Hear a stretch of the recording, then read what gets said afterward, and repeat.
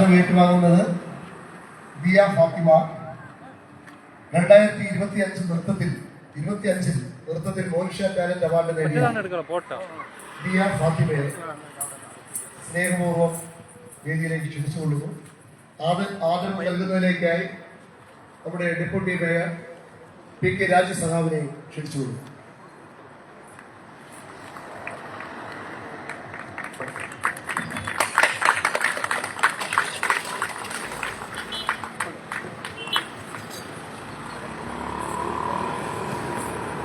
അടുത്തതായി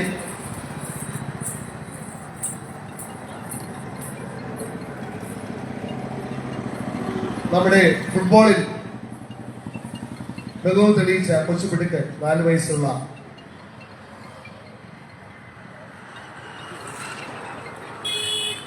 ആദിദേവിനെ വേദിയിലേക്ക് ക്ഷണിച്ചുകൊള്ളുന്നു. Indian book of റെക്കോർഡ്സിൽ ഇടം പിടിച്ച ആദിദേവിനെ ഒരു ഫുട്ബോൾ സമ്മാനമായി ആദരവായി നൽകുന്നതാണ് deputy speaker P K Raju sir, deputy mayor.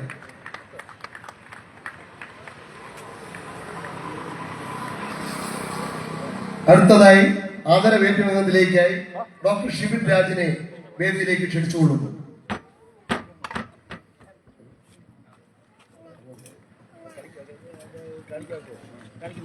റഷ്യയിലെ നോർത്തേൺ സ്റ്റേറ്റ് മെഡിക്കൽ യൂണിവേഴ്സിറ്റിയിൽ നിന്നും MBBS ബിരുദം നേടി തിരുവനന്തപുരം ജില്ലയിൽ ജനറൽ ആശുപത്രിയിൽ സേവനം അനുഷ്ഠിക്കുന്ന ഡോക്ടർ ഷിബിൻ രാജ് CS-നെ ഏറ്റുവാങ്ങുന്നതിലേക്കായി ക്ഷണിച്ചുകൊള്ളുന്നു.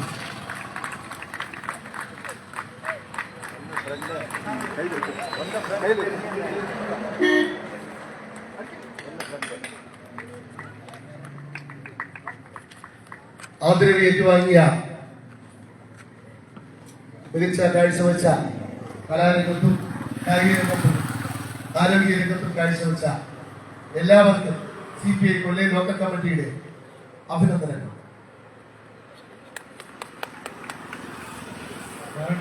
അടുത്തതായി പാർട്ടിയുടെ മണ്ഡലം സെക്രട്ടറി സഖാവ് ആനാവ് മറിയമ്മ സഖാവിന് സ്നേഹവും അടുത്തല്ല പോട്ടോ 2 വട്ടം സൂചിയിലൊരു കറിയില്ലല്ലോ.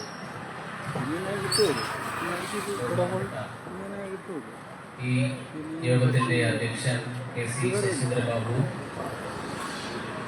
യോഗം ഉദ്ഘാടനം ചെയ്ത കമ്മ്യൂണിസ്റ്റ് പാർട്ടിയുടെ ജില്ലാ എക്സിക്യൂട്ടീവ് അംഗവും തിരുവനന്തപുരം നഗരസഭയുടെ ഡെപ്യൂട്ടി മേയറുമായ പി കെ രാജു,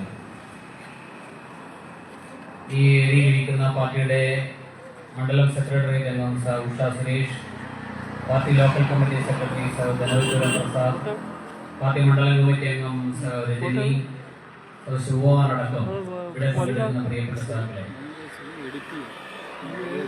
സമകാലിക രാഷ്ട്രീയ യാഥാർത്ഥ്യങ്ങളെ കുറിച്ച് സാധാരണക്കാരനായ മനുഷ്യന് ഹൃദയത്തിൽ തൊട്ട് മനസ്സിലാകും വിധം നിങ്ങളിൽ ഒരാളായി നിന്നുകൊണ്ട് പച്ച മലയാളത്തിൽ നിങ്ങളോട് സംസാരിക്കുകയായിരുന്നു P K Raju. P K Raju തിരുവനന്തപുരത്ത് AISF-ന്റെയും AIYF-ന്റെയും സമര പോരാട്ടങ്ങളിൽ എന്റെയൊക്കെ ചെറുപ്പക്കാലത്ത് പി കെ രാജുവിനെ പോലുള്ള ആളുകളുടെ സമര പോരാട്ട വീര്യം ഓരോ വിഷയങ്ങളിലും ഇടപെടുന്നതിന്റെ കരുത്ത് കണ്ടാണ് നിങ്ങളൊക്കെ രാഷ്ട്രീയ പ്രവർത്തനത്തിലേക്ക് വരുന്നത്. അതുകൊണ്ട് ഇവിടെ ഇരിക്കുന്ന ആളുകളുടെ മനസ്സറിയുന്ന വിധത്തിൽ, നിങ്ങൾക്കറിയാൻ കഴിയുന്ന വിധത്തിൽ സമകാലിക രാഷ്ട്രീയ യാഥാർത്ഥ്യങ്ങളെ വളരെ സവിസ്തരം കാച്ചിക്കൂറുക്കി നിങ്ങളുടെ മുമ്പിൽ അവതരിപ്പിച്ച് കടന്നുപോയിരിക്കുകയാണ്. അതിനുശേഷമുള്ളൊരു പ്രസംഗം അധിക പ്രസംഗമാണ് എന്നുള്ള ഒരു ചിന്ത എനിക്കുണ്ട്. എങ്കിലും ഏതാനും ചില കാര്യങ്ങൾ മാത്രം പറഞ്ഞ് അവസാനിപ്പിക്കാം. നേരത്തെ സൂചിപ്പിച്ചതുപോലെ 25ാം പാർട്ടി കോൺഗ്രസിലേക്ക് നമ്മൾ കടക്കുകയാണ്. കൊല്ലയിൽ വെച്ചാണ് 24ാം പാർട്ടി കോൺഗ്രസിന് മുന്നോടിയായുള്ള പാറശാല മണ്ഡലം സമ്മേളനം കഴിഞ്ഞ 2022 നടന്നത്.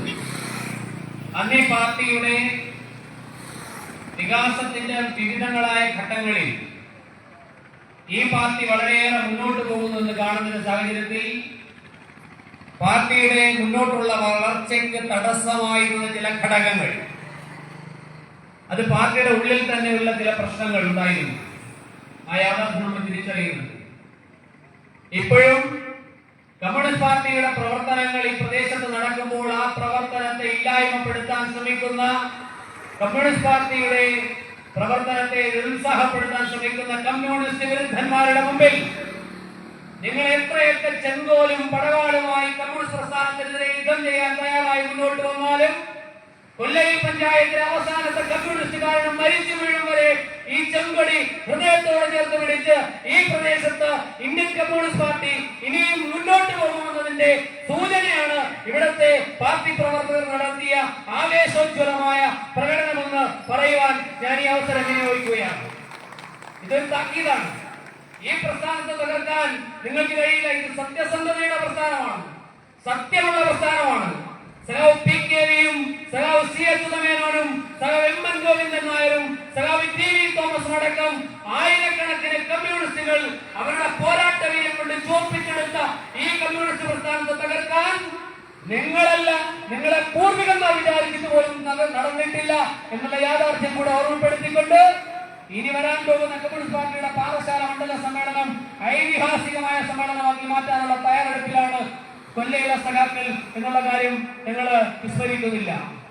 പ്രിയപ്പെട്ടവരെ, 1964 ഉണ്ടായ നിർഭാഗ്യകരമായ ഒരു സംഭവത്തിന് ശേഷം ഇന്ത്യയിലെ കമ്മ്യൂണിസ്റ്റ് പ്രസ്ഥാനങ്ങൾ ആകെ ഛിന്നഭിന്നമായി പോവുകയും ഒരു കാലത്ത് പാർലമെന്റിൽ പ്രതിപക്ഷ നേതാവായിരുന്ന സഖാവ് എ.കെ.ജിയുടെ നേതൃത്വത്തിൽ ഇന്ത്യയിൽ ഉണ്ടായിരുന്ന കമ്മ്യൂണിസ്റ്റ് പ്രസ്ഥാനം ഛിന്നഭിന്നമായി പോയത് 1964 ഉണ്ടായ നിർഭാഗ്യകരമായ സംഭവം. ആ സംഭവം ഉണ്ടാകാൻ പാടില്ലായിരുന്നു എന്ന് ഹൃദയത്തിൽ കമ്മ്യൂണിസ്റ്റ് ബോധം സൂക്ഷിക്കുന്ന ആളുകൾ ഇപ്പോഴും ചിന്തിക്കുന്നുണ്ട്. കമ്മ്യൂണിസ്റ്റ് പാർട്ടി ഇപ്പോഴും പറയുന്നത് 64 ഉണ്ടായ നിർഭാഗ്യകരമായ സംഭവം ഓർത്തെടുക്കാൻ ഞങ്ങൾ ആഗ്രഹിക്കുന്നില്ല. ഒരു പുനരേകീകരണം നമുക്ക് ആവശ്യമാണ്. ഇന്ത്യയിലെ കമ്മ്യൂണിസ്റ്റ് പ്രസ്ഥാനങ്ങൾ ഒന്നാകാമെന്ന് ആഗ്രഹിക്കുന്നവരാണ് CPI എന്ന് പറയുന്ന പ്രസ്ഥാനം. അങ്ങനെ ഒന്നാകാൻ കഴിയാതെ പോയത് കൊണ്ടാണ് ഇന്ത്യയിൽ വർഗീയവാദികൾക്ക് വേരുറപ്പിക്കാൻ കഴിയുന്നത്. എൻ്റെ പേര് ബാബുലേനാണ്, തനുച്ചുരം സ്വദേശിയാണ്, ദേശീയ കായികമാണ്. ഞാനിപ്പോൾ നിൽക്കുന്നത് CPIയുടെ പഞ്ചായത്ത് ജംഗ്ഷനിൽ നിന്നും IT-യുടെ കാൽനട യാത്ര നടത്തി അത് സമ്മേളന വേദിയിലാണ് ഞാൻ നിൽക്കുന്നത്. ഏറ്റവും പ്രധാനപ്പെട്ട വാർത്തയാണ് എൻ്റെ വാർത്ത നൽകുന്ന ആ വേദിയിലാണ് നിൽക്കുന്നത്. 3.5 വയസ്സായ ആദ്യം ആദരിച്ചു എന്ന് പറയാം. ഇന്ത്യൻ ബുക്ക് ഓഫ് വേൾഡ് റെക്കോർഡിലെ ഇടം നേടിയ ആദ്യം 3.5 വയസ്സുള്ള തനുച്ചുരം സ്വദേശിയാണ് ഇപ്പോൾ CPI ആദരിച്ചെന്ന് പറയാം. ഏറ്റവും പ്രധാനപ്പെട്ട വാർത്തയാണ്. അതുപോലെ തന്നെ ഡാൻസിലെ കലാരംഗത്ത് ഉള്ളവരെയും ആദരിച്ചെന്ന് പറയാം. അതുപോലെ കായിക രംഗത്തിലുള്ള മികച്ച ടൈം ചെയ്തവരെ ആദരിച്ചെന്ന് നമുക്ക് പറയാൻ സാധിക്കുന്നുണ്ട്. ഏറ്റവും പ്രധാനപ്പെട്ട വാർത്തയാണ്. CPM കൊല്ലയിൽ ലോക്കൽ കമ്മിറ്റി സമ്മേളനത്തിൽ വെച്ചാണ് ആദരിച്ചതെന്ന് പറയാം. ജനങ്ങൾ ഒഴുകിയെത്തിയെന്ന് തന്നെ പറയാം. ഏറ്റവും പ്രധാനപ്പെട്ട വാർത്തയാണ് എൻ്റെ വാർത്തയിൽ നൽകുന്നതെന്ന് പറയാം. നമ്മൾ ലൈവാണ് ഇപ്പോൾ പ്രേക്ഷകരെ മുന്നിൽ നൽകിക്കൊണ്ടിരിക്കുന്നത്. ഏറ്റവും പ്രധാന ഇന്ത്യൻ ബുക്ക് ഓഫ് വേൾഡ് റെക്കോർഡിലേക്ക് അർഹത നേടിയ തനിച്ചുരം സ്വദേശിയാണ് ആദരിച്ചെന്ന് പറയുന്നുണ്ട്. ജനങ്ങൾ ഒഴുകി എത്തിക്കൊണ്ടിരിക്കുന്നതെന്ന് പറയാൻ സാധിക്കുന്നുണ്ട്. ഏറ്റവും പ്രധാനപ്പെട്ട വാർത്തയുടെ വിശദമായ വിവരങ്ങളാണ് നമ്മൾ അവിടെ നിന്ന് ലൈവാണ് ഇപ്പോൾ പ്രേക്ഷകരെ മുന്നിൽ നൽകിക്കൊണ്ടിരിക്കുന്നതെന്ന് നമുക്ക് പറയാൻ സാധിക്കുന്നുണ്ട്. ലൈവ് പറയാൻ സാധിക്കുന്നുണ്ട്.